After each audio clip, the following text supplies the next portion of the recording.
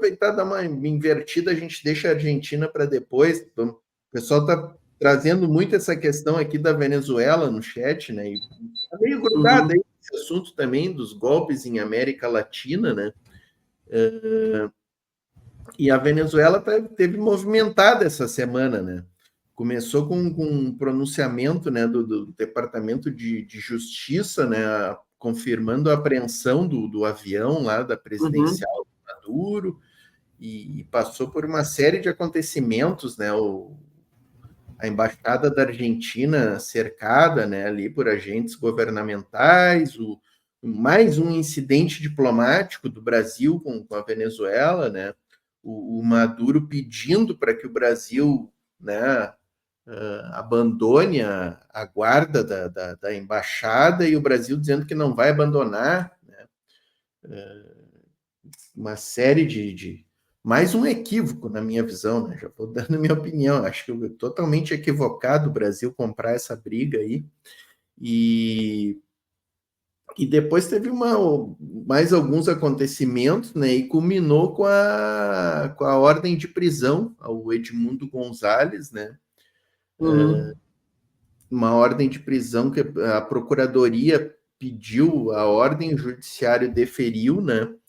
Por suposta prática de crimes de usurpação de funções e falsificação de documento público, né? Para quem não lembra, o Rutia redigiu um documento. Ele redigiu, não, redigiram para ele, né?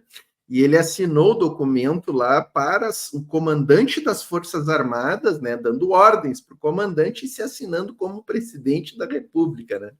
Então foi isso aí que gerou essa ordem de prisão aí. E a imprensa brasileira diz que é o Maduro que mandou prender, né? Na realidade, foi a Procuradoria que pediu, a Justiça que deferiu, e aí o Rutia terminou fugindo para a Espanha, né? Também ele iria para a Holanda acho que não quis receber, e ele acabou indo para a Espanha, né? O que meio que dá um indicativo, né, Bruno, que em janeiro nós teremos o Maduro tomando posse em Caracas, e o Rutia acho que já tá dando tintas aí que a posse dele vai ser em Madrid, né? A posse do Guaidó 2 vai ser lá em terras espanholas, pelo jeito, né? Até o gabinete da presidência da Espanha, lá do primeiro-ministro da Espanha, emitiu uma nota meio constrangida, assim, por estar recebendo ele, né? Mas como a Espanha também faz parte do Otanistão, né? Eles receberam o senhor Urrutia, né? E a Espanha costuma acolher também, né, essas figuras aí da extrema-direita da Venezuela. Coincidentemente, eles sempre vão para a Espanha, né, Bruno? Diz que tem um bairro lá na Espanha, vocês devem saber melhor do que eu, o Victor deve saber melhor que eu, né? Diz que tem um bairro lá em Madrid tem mais venezuelano do que espanhol, né, Victor? Não sei se tu sabe o nome desse bairro, agora eu não estou, mas eu vi um programa naquele canal Red, que eu assisto muito, eu vi um programa o ano passado aí que eles trataram especificamente deste tema aí, né? Do bairro de Madrid, que é um bairro que tem mais venezuelano da direita venezuelana do que espanhol, né? Então é isso, a Venezuela está nesse clima aí, Victor. Fala para nós aí. O Não, nome desse bairro, só um já ouviu comentário. falar? Não, é que eu nunca fui para a Europa. Eu tenho que falar que na minha vida de jornalista, mais de 20 anos nesse pulo que eu dou para um lado para o outro, eu nunca saí da América Latina. Nunca saí da América. Na verdade, eu conheço do Canadá até o sul do Chile. Mas não saí da América, não. Nunca quis atravessar o oceano, não. Acho que tem muito ainda para conhecer por aqui. Se eu não atravessar, a vida vai ser linda. Eu acho que o Bruno, que morou na Espanha, conhece mais esse bairro. Morei na Espanha, não. Não, morei na Argentina e no Uruguai. Morei na Espanha, não. Então, Luiz, não deu para atravessar, não. Eu vou buscar esse bairro aí semana que vem, eu trago. Tem um programa. O Thiago está falando no chat que o bairro chama Brasil. Ah, pode ser também, né? Pode ser. Pode ser. Pode ser. Eu só queria destacar, o pessoal está falando muita crítica do Lula hoje, que está sendo de direita, que o Lula está sendo muito crítica. E eu queria trazer um dado que é bem interessante, talvez para a gente considerar. O Lula pegou um governo depois de 2 governos consecutivos do Fernando Henrique, que era de política conservadora, que não chegava a ser nefasto, mas que não era bom. e agora está tentando reconstruir o país depois de 2 anos de Temer e 4 de Bolsonaro. Gente, não é que o Lula vai fazer tudo certo. Eu tenho certeza que ele vai errar e errar e muito. Mas quem já viveu um governo... A gente viveu, além da ditadura, 2 governos Pinheira, e tentar reconstruir durante um só governo, não é tão simples quanto a gente poderia considerar. Lembre que, a Letícia está falando, pegou um país, depois de 2 anos de Temer e 4 de Bolsonaro, cara, não deve ter sido fácil, não. Bruno, e o Lula está apanhando de tudo que é lado aqui no Brasil, da esquerda e da direita. Pois é. Mas também ele está pedindo um pouco, né? Porque está complicado, cara. Está complicado mesmo. Na política externa está complicado. Nessas questões aí que ele vem fazendo com a Venezuela, com a própria Nicarágua também. Eu queria entrar nisso aí, Luiz. Eu tenho uma leitura um pouquinho... não é muito original, mas é um pouquinho distinta, né? Eu vejo hoje na América Latina, é difícil falar isso, porque é muito móvel, ou seja, é muito dinâmico as posições, tá? Mas, basicamente, eu vejo algumas permanências na América Latina. Uma é a dificuldade de separar o governo de Estado. Com maior ou menor ênfase, é um pouco como se dizia no México na época do PRI, né? O vencedor leva tudo. Então, basicamente, você tem, em alguns aspectos, o controle do governo que leva à posição do Estado. Dentro disso, a gente tem, hoje, no continente, uma posição que a gente pode escancarar como de uma extrema-direita do século XXI, que combina neofascismo contra liberalismo. Eu não tenho dúvida de classificar Javier Milei, da Argentina, Nayib Bukele, de El Salvador, e o próprio Daniel Noboa, do Equador, nessa posição. A gente vai ter uma direita oligárquica meio clássica, tentando se renovar, e nem por isso deixando de fazer algumas alianças com essa nova extrema-direita. Pode ser o caso do governo Lacalle Pou no Uruguai, Sebastián Peña no Paraguai. A maior parte do continente, com matizes, com variações, é social-democrata. E eu não estou ofendendo ninguém, tá? Tentando classificar como se estivesse abrindo o manual do seu Bob na minha frente, ciência política. Dentro desse plano social-democrata, também tem uma pertença em escala mundo. Então, nem o governo do Brasil, nem o do Chile, nem o da Colômbia, nem o do México, menos ainda da Guatemala, tem uma vontade manifesta de se alinhar 100% com o eixo eurasiático, asiático, uma espécie de 100% BRICS ou coisa que o valha. Tá bom? E aí, nesse sentido, quem está de cabeça na economia eurasiática é o único país socialista da América Latina, ou com pelo menos uma parte dessa economia ainda socialista, que é Cuba, e 2 países que estão no nacionalismo militar, eu diria, ou familista, como Nicarágua e Venezuela. A Venezuela está muito mais parecida hoje com o governo Velasco Alvarado do Peru, ou Marco Ricos do Panamá, militares nacionalistas, do que algum governo de corte socialista. Então, acaba que tu formaliza bloco mesmo, né? Desde uma prudência e um afastamento mais sadio, eu diria, do governo mexicano.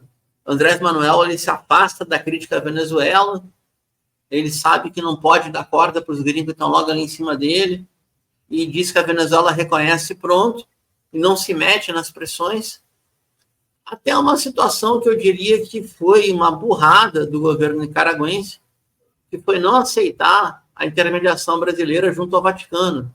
E quem pediu à diplomacia brasileira que operasse na Nicarágua não foi a CIA, foi o Vaticano, de Papa Francisco. Não é do Carol Wojtyla, é Jorge Mário Bergoglio do bairro de Flores. E ainda assim o governo nicaragüense fez a cagada que fez, desculpa falar o termo, mas fez a burrada que fez. E aí escalou.